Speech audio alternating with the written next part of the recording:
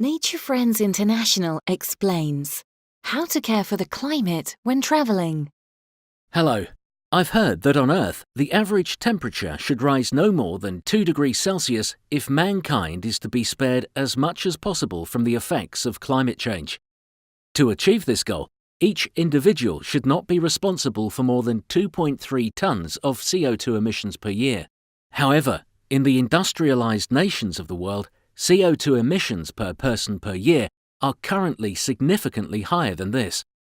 How are we supposed to reduce our CO2 emissions by so much? It would be good if you and your family could travel by bus or by train instead of by car or by plane when you go on holiday. But buses and trains also produce CO2. Yes, but less. Here's an example. If you, your wife and your 2 children fly from Vienna to Mallorca, the return flight produces 630 kilograms of CO2 per person. If the 4 of you make the same journey by car, this produces about a third of the effect on the environment. If you want to be really environmentally friendly, going by bus or by train produces 7 to 10 times less CO2. Yes, but we can't get to Mallorca by train or by bus. Do you have to go to Mallorca to sunbathe though? Why don't you take the train or the bus to a seaside resort that's closer to you? That's true. I'll think about that the next time we're planning a holiday. But what can we do if we still decide we want to fly abroad on holiday? You can pay an amount of money to compensate for the CO2 caused by your flight. For a return flight from Vienna to Mallorca, a family of 4 would pay €58 altogether. In this way, you can invest in climate protection projects in the Global South and also help to create jobs and channels of income. I think that's a good measure too.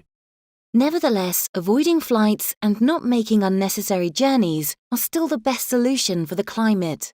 Therefore, you should plan your holiday calendar so that you travel less often and for longer at a time. The compensation option should only ever be used as a last resort. And here, you should make sure you use reputable suppliers whose carbon offset projects meet international quality standards, such as the CDM Gold Standard. What else can you tell me about the impact of aviation? Although only 2% of the global population travels by plane, air traffic alone causes more than 5% of the global climate impact. Since aircraft combustion gases are released at high altitude, their impact on the climate is significantly stronger than just CO2 emissions alone. In addition to this, the CO2 produced here and in other industrialized countries has more significant consequences for the Global South, where less CO2 is produced.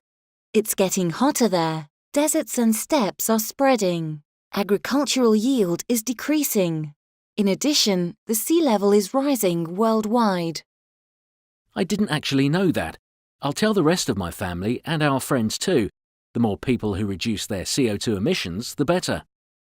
Firstly, avoid unnecessary travel. Then use climate-friendly transport. And if you can't avoid flying, pay compensation for your flights.